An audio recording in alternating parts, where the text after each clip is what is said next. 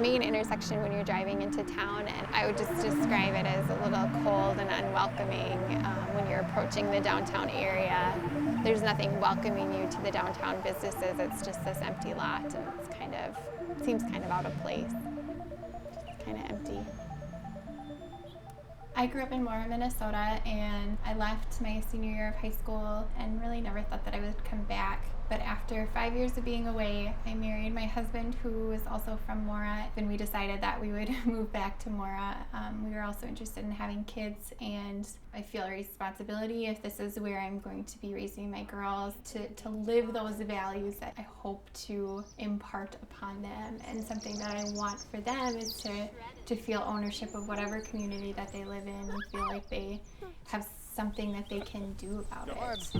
When I was a kid in the elementary school, I remember community members coming around to our classrooms and asking us what we'd like to see in our new playground that they were building, and that they really were interested in what we wanted to see there. And I remember seeing those things realized, and I wanted to provide other kids some kind of opportunity like that, where they saw an adult cared what they had to say and at the very least listened.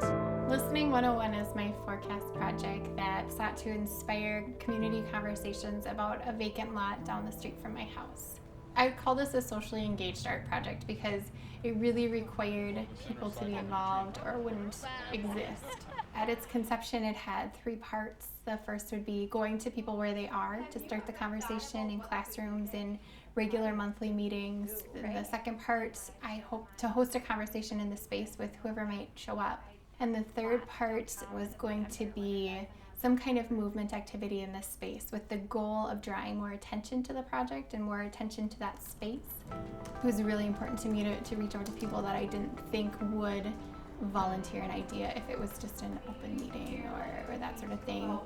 The primary goal was to start the conversation, but I think the most important part of a conversation is the listening that happens. When I went into elementary classrooms, I asked them to have the conversation with me and share their ideas, but then I also gave them the option to also draw a picture that to them represented what they'd love to see in that space.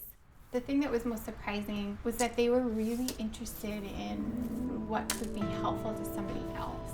A lot of them said things like homeless shelter or humane society, donation center, apartments for people who need homes, or sushi because my brother likes it.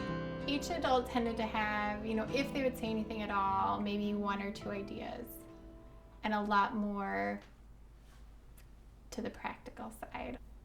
When I realized that it wasn't going to happen to have a large group of people in the space moving together, it was disappointing, challenging to figure out how to regroup. I really wanted it to be a community-involved dance piece, but it just, what ended up happening was that it was more a pop-up art show of the kids' artwork, and then I did a little movement sequence in the space with a poem being read. I'm grateful that Forecast sees the process as valuable or more valuable than a tangible final outcome. I'm not sure if the project is over for me. The goal of my project is complete, starting the conversation that's done. Something else that surprised me through the process was that people started looking to me to well, what's next? And how's this gonna happen, or what's gonna happen? And I still kind of wrestle with whether or not I want to be in that role, whether I need to step back or whether I continue moving forward. But I didn't intend to. I just wanted to inspire the community and or the city council to really consider this space and what a plan could be for it. People kept asking my sister, what is this weird thing your sister's doing? That anything that's not typical visual art or music is kind of hard to explain around here.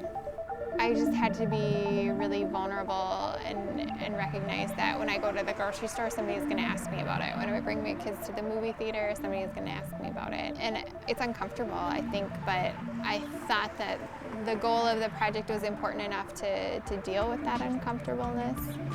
But no, I don't think anybody likes to be talked about in a way that people call weird or strange or feel uncomfortable about.